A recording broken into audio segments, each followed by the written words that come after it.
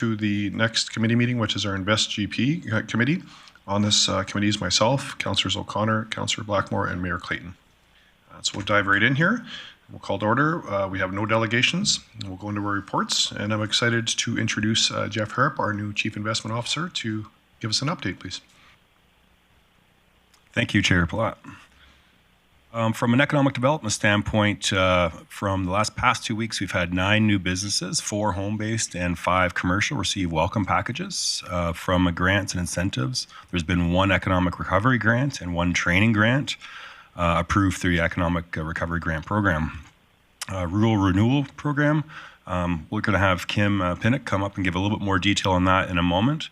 But so far, it's qualified 165 employer applications and provided endorsement letters to 82 candidates across the food service and accommodation, retail, trades, and business sectors. From an events perspective, we attended the Edmonton International Airport around air access last week, and the Growing the North conference is coming up February 22nd to 23rd, and registration for that will close on February 14th. From an investment attraction standpoint, the team had a strong presence at the ICSC Commercial and Retail Conference in Whistler this past week.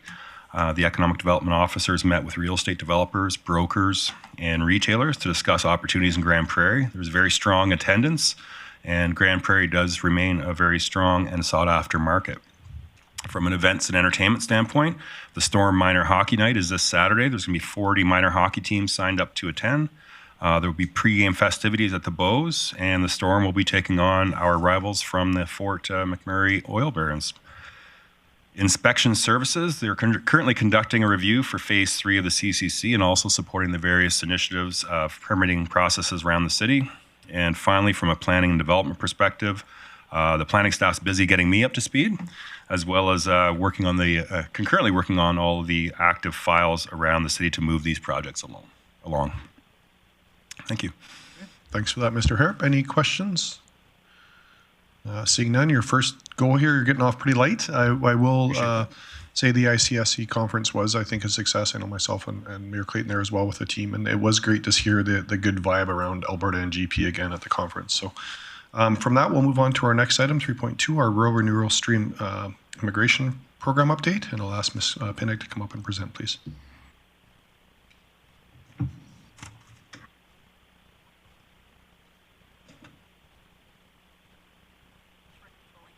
Can't get that's all right.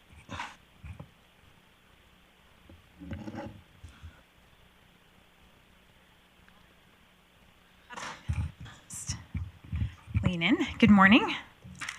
It's my pleasure on behalf of our Invest GP team to provide a little bit of an update on our Rural Renewal Stream program. I don't have my sidekick, Ainsley Miller, here. She wasn't able to attend. But if there's any tough questions that you have that I'm not able to answer, we can certainly get you an update afterwards or come back and do a follow-up. So in your report, just has an overview of the Rural Renewal Stream program. The program officially launched in August of this year and has seen significant uptake from our local businesses. Between August and December 31st, we reviewed and approved 146 employer applications and provided letters of support, candidate endorsements to 66 candidates. And you would have heard from our CIO that since the beginning of January, we've added to that number, and in total to date, we have 165 employer applications that are reviewed and qualified, and a total of 82 candidates that have been provided endorsement letters from the city. I just wanted to clarify just a little bit on numbers. So there's been the numbers up in the 400 person range. That's the number of positions, and we're actually even higher than that, number of positions that employers have come to us and said that they are looking to recruit to. So ideally, if every one of those positions found a qualified candidate and we endorse them, then we could have 400 people, newcomers in our community. Right now, we're at 82, and we're hoping to see that grow. So in your package, there is a simple graphic attached to the report. It just has a really nice, simple outline of what the Rural Renewal Stream program actually entails, and I just wanted to share a couple of details on that. So an employer who has vacant positions will fill out an application to become designated through the city and our partnership. The process is pretty simple. But it does allow us to ensure businesses are in good standing. So we have put some kind of checks and balances in our application form, including that they're in good standing with IRCC, Immigration and Refugee and Citizenship Canada, that they have a valid business license to operate within the city, that they have no occupational health and safety complaints within a 24-month period leading up to their application, no health violations through AHS that are still outstanding, that they have some knowledge of immigration laws and regulations, and that they can demonstrate that they've recruited in Canada and what those outcomes were. So once they meet all of those criteria, we bring those applications that are fully prepared to our partnership group, and they review and they endorse those employer applications. So once they're designated, the employer can post their vacancies on our Rural Renewal Stream job board, and that's at cityofgp.com/immigration. Once they have a qualified candidate with an accepted job offer that meets all of the minimum qualifications through the Alberta government's program, so that means the job has to be within the city of Grande Prairie, has to be full-time, not seasonal, permanent, permanent more than 12 months. The job is genuine and represents a labor market need within our community. The occupation is eligible, so the province has provided a list of what is eligible and what is ineligible. There's very few ineligible occupations, so it's really an advantage for our local employers. And then the wage and benefits have to meet or exceed the lowest starting wage for the occupation across all industries as set out by the Government of Alberta on their ALICE website. So once we have all of those pieces in place, then the Economic Development Office will issue a letter of endorsement on behalf of the city. The candidate then will need to submit their application to the Alberta Advantage Immigration Program portal. And if they're successful in receiving endorsement as a provincial nominee, then they take their application and they apply to IRCC Canada for permanent residency. So they start working right away if they can get here, but it really is a fast track to that permanent residency piece. We don't, as the municipality, determine who's successful, so that's provincial and federal jurisdictions, but the letters of endorsement that we provide on behalf of the municipality is certainly makes their applications stronger. So the department, we don't provide support on specific immigration questions and files. We're not immigration consultants and we're not immigration lawyers. Our job is really to focus on supporting our employers prepare for a welcoming and inclusive workplace. And we work with our partners to ensure that the newcomers have the supports they need when they arrive in our community. So we've made some improvements to our program to make it as efficient as possible since inception. And I've listed a couple of those in the report. I won't go into them in super detail, but we're really trying to leverage the expertise of our partners as we move forward with this program. We have community and social development within the city.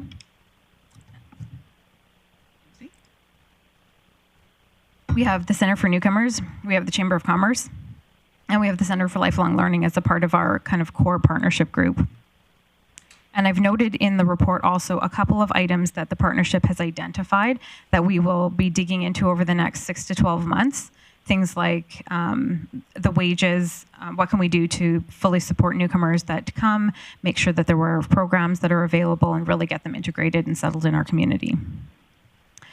We've also connected with our colleagues in the county. So the county is also designated now under Rural Renewal. They have a partnership, I believe, with Wembley, Beaver Lodge, and Sexsmith.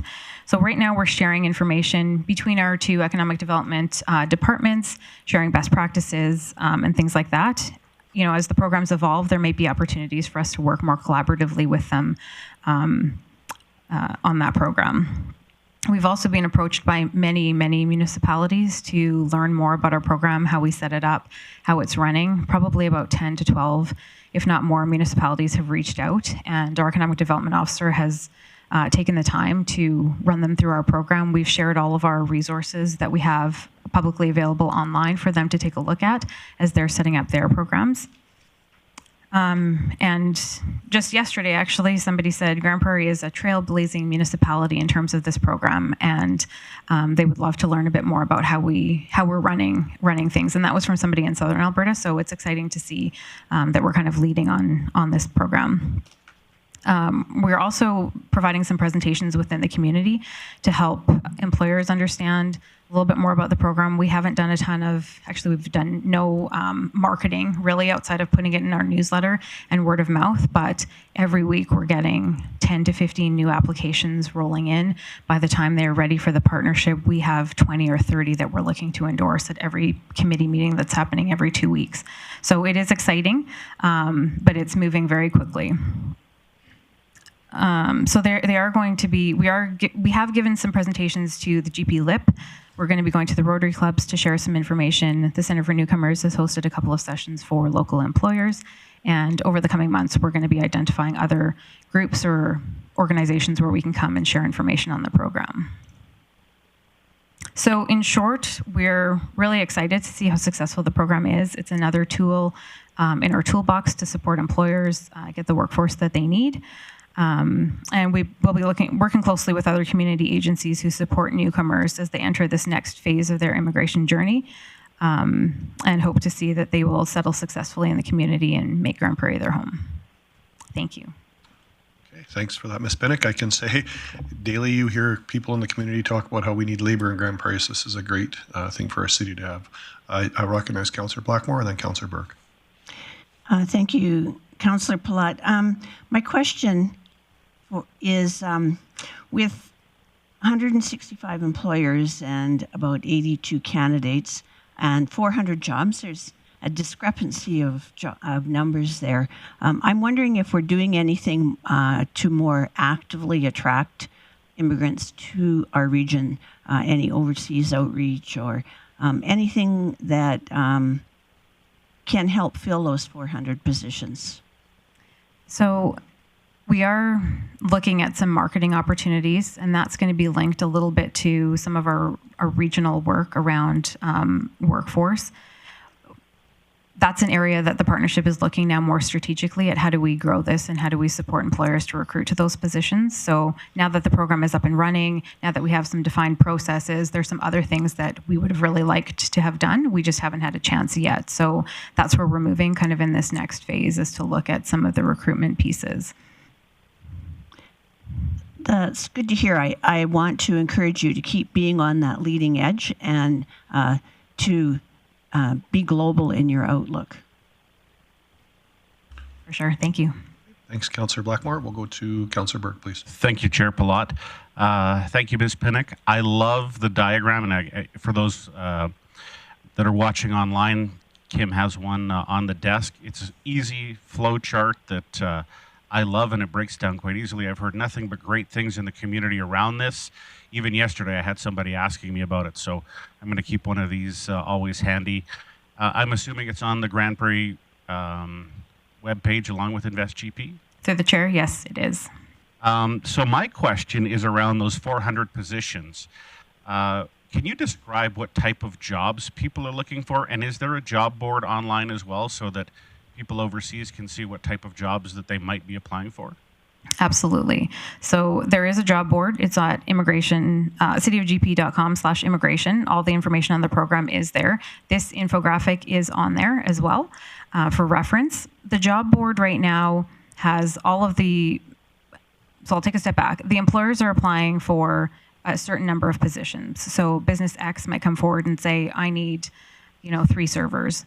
And so those 3 positions will be included in that 400. So that's why when we're looking at number of employers versus number of positions, even versus number of applications reviewed, it's different because some employers will come back after they've been successful, or they'll say, I need another 2 positions, so we'll review them again. Every one of those jobs is posted on our job board. What we've tried to do is to link the job from our job board to wherever they have the active posting on other recruitment websites. So those might be Indeed, they might be Government of Canada. There's lots of other like job boards that people are actively looking and seeking employment. And so we wanted to make sure that they were taking them to those jobs. It also helps on our end to make sure that we're keeping information current and minimizing the work that our team is doing and being efficient, but also making sure that people are going to those global job boards, because people are often, if they're newcomers, or they're looking to immigrate to Canada, they're going to go on those Government of Canada job boards. And so if somebody can see that job is available in Grande Prairie, it's an endorsed community, we're more likely to see success. Okay, and then as far as the range goes, are they primarily labor, or is there some sales positions, different things like that? I'm just kind of curious as what that range might be. Through the chair, at the very beginning of the program, we saw a lot of food service and accommodation type roles. We're now branching out a lot more retail. We have seen legal people in the legal field. We have seen hairdressers. We are seeing more in the trades, transportation. It's across the board. So while at the very beginning it was fairly narrow, looking mostly at that food service, now we've just really expanded to a lot of other areas. And I think as the program gets more and more out there, we're going to see a greater diversity in positions that they're looking to fill through this program. Wonderful. That's what I wanted to know. Thank you. Thanks, Councillor Berg. We'll go Mayor Clayton and then Councillor Bosch. Thanks, Chair Plot. A couple questions. It's so nice that I'm going to try to squeeze in questions. It's usually you guys, so you can cut me off when you feel appropriate. Ms. Pinnock, can you tell me of the 80-odd people that actually have endorsement letters, where are they coming from? Is there a prominent country that the applications are coming from? We're seeing across the board. So I sign all of the letters. I've seen ones from Dubai, from India, from Africa, from Asia. There's no one country that we're seeing a significant number from, although I would say probably if we were to look at every single one, quite a few from India that are coming in. Okay. And so I know part of the program is the Ukrainians have a fast track as part of it. How many Ukrainians have you put through this program, if any, and how many people of the 82 have actually come to Grande Prairie now? Through the chair, I'd have to look specifically at the numbers to be able to give you an accurate. It would be minimal from what I recall in the letters that I've signed that would be specific to Ukrainians. Sorry, the other part of your question. And then how many people actually are in Grande Prairie now working? Yeah, so some of the candidates were already here working. So this is also an opportunity if somebody was transitioning and looking at permanent residency, they would be eligible under this program. Some of them are coming from other parts of Alberta, and then some of them are coming from overseas. So it's a little bit of a mix, but this is a unique program in that you can be here and be eligible, and you can be overseas. So we're going to have a mix of people who might have already been in the country who are looking to come here. We've had a few inquiries from immigration consultants in Quebec, actually, looking to transition people over here to Alberta. The qualification piece is something that we're working with the ministry to find out what we can do, because not all the qualifications are transferable between Quebec and Alberta, as we understand it.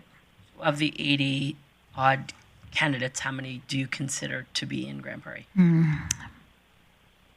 Probably, definitely less than half at this point. The thing is that once they get the endorsement, they have to then apply to the AIP portal. So it might take some of them some time to get through and get that endorsement. And those are the pieces that we're trying to understand from the ministry side of things. How long is it actually taking some of these candidates? So there's no expectation that they're looping back with us on their timelines. Once we've provided them the letter of endorsement, it's really up to the employer and the candidate to reach back up to us to let us know when they're actually here on site. So that's kind of where I was going. I'm curious, have you had discussions with the ministry? Do you need support from council and advocacy in regards to making that system more efficient? Are you getting the answers you need from the ministry? How's that going? Through the chair, we have a really good relationship with our local workforce consultant, who has been bringing every one of our requests back up to their organizing committee to get information. I think all of the questions that we've put forward to them, they're using as learning resources to help share that information with other communities as they start building up their programs. So right now, there isn't anything specific, but thank you for the offer for sure. The biggest challenge I think that we face in the whole program is that there aren't any financial supports available to municipalities to start up these programs. So without capacity internally, it makes it really hard for some of the municipalities to actually stand up a program like this and run it. And ours is very robust, and we have lots of employers that are taking advantage. Not all communities will be the same as us, but because of our situation, it is really good that we have a great structure behind us to move the program forward. Okay. One last one, and then I'll get out. But Have you looked into, I understand your answer in regards to potential opportunity of marketing overseas, et cetera, and you're working on the workforce strategy with our other partners. I'm curious, have you looked at any opportunities within InvestGP just in the interim to highlight InvestGP in markets where there are potential people looking to move here? That isn't something that we've created a plan around through the chair. But that is something that I'll take back and we'll be looking into. One of the things that we do know is that a lot of the immigration consultants that are working have connections in a lot of those countries, and so they are on top of the opportunities that are available here, and they're actively marketing those opportunities where they are. So not that that takes us out of the equation, but we know that there are discussions happening with candidates in those other countries. Just in closing, I think thank you to InvestGP, your team, for the work that's done. I know when this program came out, it was really quick and with not a lot of information. InvestGP reacted very quickly, was able to operationalize this program quickly. We are starting to see the successes. It's great to hear that as well. Immigration agencies now have information at their fingertips, which hopefully they use in turn to be able to place people. So I think overall the program has been exceptional, and I really give big applause to InvestGP for being nimble and working hard to get this going. So thank you. Okay, thanks, Mayor Clayton. I just want to, before I go to Councillor Bosch, I just want to recognize our CIO, Mr. Harrop, had his hand up just to maybe have some more follow-up. Yeah, I just wanted to make a comment that, excuse me, I echo the sentiment when I was reviewing all the project files across the portfolio. This one stood out to me as being exactly the strategic play that we want to be making. I would say that from what I've seen, it's been exceptionally successful, but with that, it's very resource intensive. So to answer some of the questions coming today is that the team has been right now taking in and reacting and making this happen. I think we're going to be looking at different elements of software, resource support, et cetera, to streamline the process so that we then can become more proactive in it, but exceptionally successful. But sometimes you're exceptionally successful, you've got to juke and jive and get that process streamlined so you can continue to be successful. So more to come on that, but I just wanted to make that comment that that's certainly something we need to address.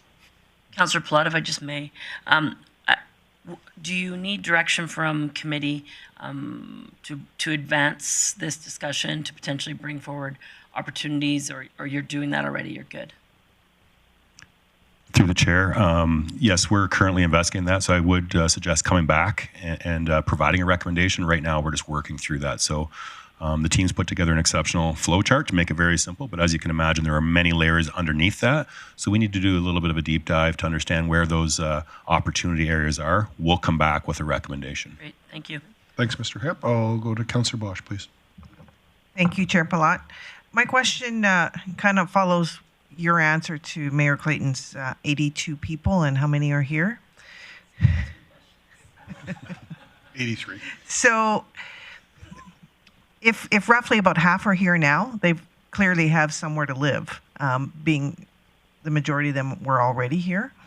What does our market look for housing for potentially 400 people? Is our rental market is... The vacancy isn't high as everywhere else in Canada at this point in time. And I know this isn't directly what you're doing, but it indirectly affects. You need a job and you need a place to live. So with your partners, how is that looking for the future? Through the chair, and I should be careful and I guess clarify, not more than half, but I don't have an exact number of how many are actually here. It could be 20 that were already here, already in the country, kind of moving in here. The housing situation is something that all of the municipalities are kind of flagging as they're looking at bringing in newcomers and just making sure that they have the right supports. Part of the screening process and working with our employers is actually asking them, what does that look like from a housing perspective? Some of them have worked with temporary foreign workers in the past. Some of them are aware of housing that's available in the community, and they're expected to help support on that. Although there's no strong requirement, it's just that we have kind of put that expectation on employers that they would be supporting employees integrating into the community and finding that housing. Center for Newcomers deals with this on a regular basis, providing supports to newcomers that are coming. part of our discussions with community and social development is just to understand when people are coming in, what are those numbers looking like, and who else do we need to talk to make sure that we have the right housing in place. So right now we haven't had any issues flagged, but that is something that the partnership will keep an eye on as things progress and as more and more newcomers make it through the portal and get their endorsement and actually land here in the community. For me, I'd like to see a proactive approach, not have, 150 or 250 people wanting to come work here and nowhere for them to live. So if that proactive approach is looked after through the assistance of the other organizations, I think that would be great. Too often, we are reactive, and so we know this is happening. And just like the Ukrainians coming, we are a bit reactive instead of proactive. So I'd like to see us ahead of the game in that respect. Thank you. Thank you. Thanks, Ms. Bosch. Councillor Blackmore, did you have some more questions? I do, Ms. Pinnock, and if the answer is I don't know, I'll accept that. But you mentioned that the program is to fast track to permanent residency, and historically, permanent residency has been at minimum a 3-year process. I'm wondering how much speed has been added to that, what people can expect, how long can they expect to take for permanent residency. If you have a ballpark figure, that'd be great. If you don't know, I understand that's not your ballywick. Through the chair, it's about 2 years. So that's what they've kind of identified to us. They need to apply to the portal within 6 months of getting that provincial nominee. And then it's roughly, our understanding is roughly 2 years. Okay, thanks. Any further questions? Mayor Clayton? Sure, I just have a couple motions. First, I would move that committee receive this report for information. Okay, so we'll deal with that motion first, and we'll call that to question, please.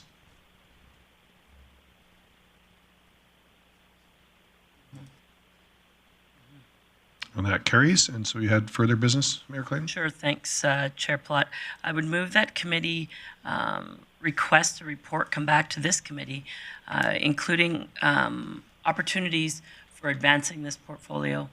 And that in turn would include marketing opportunities, administrative support opportunities, and local partnership opportunities. And by local partnerships, I mean municipalities. But so what I'd like to see in that report is bring back opportunities for us to partner with local municipalities, whether that's sharing staff, whether that's expanding the team, as well as what the marketing opportunities are to expand this program in term while the workforce strategy regionally gets implemented.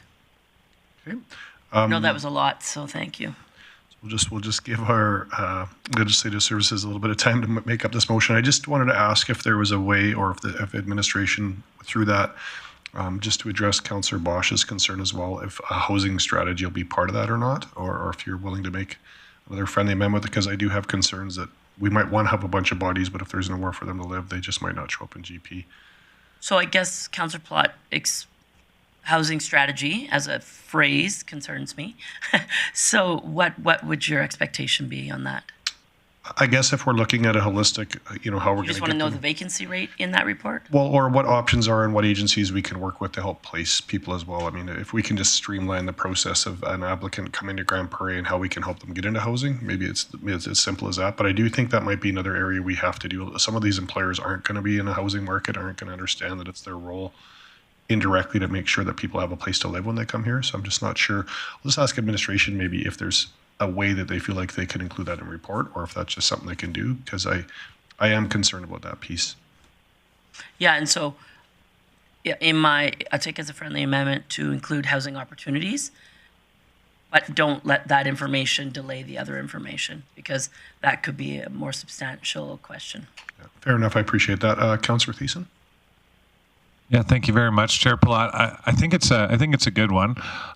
When I look back at the temporary foreign worker program, there's many businesses that brought in temporary foreign workers, and they also saw a need to house them as well. And so you'd see housing, like I know Boston Pizza, they had 4 houses that they put up their temporary foreign workers from the Philippines and otherwise to live there until they found residence. And some of them just chose to live in community, but it might be worth a phone call or two with the employers to see if they might have any of those already available, because I know that some still do reach out to foreign workers to try to employ them here as well. Thanks.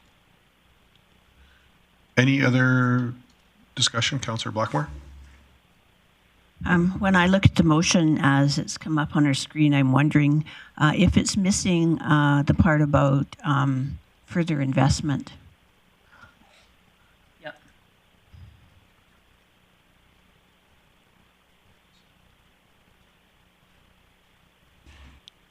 So if no other questions, we'll call that into motion. Is that okay?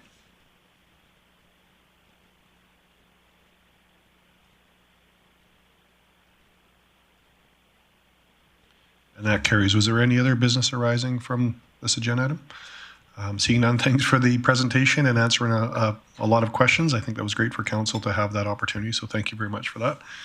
We'll move along. We don't have any correspondence, other business, or bylaw policy, so we'll go back to our outstanding item list, and I'll ask Mr. Harrop to present that as well, please. Thank you, Chair Palat. No changes to the outstanding item list as presented. Okay, thanks for that. So we'll just look for somebody to make a motion. Councillor O'Connor? Yes, I'd like to move that committee receive the January 31st, 2023 outstanding items list as presented for information. Okay, that is in order, and we'll call that question.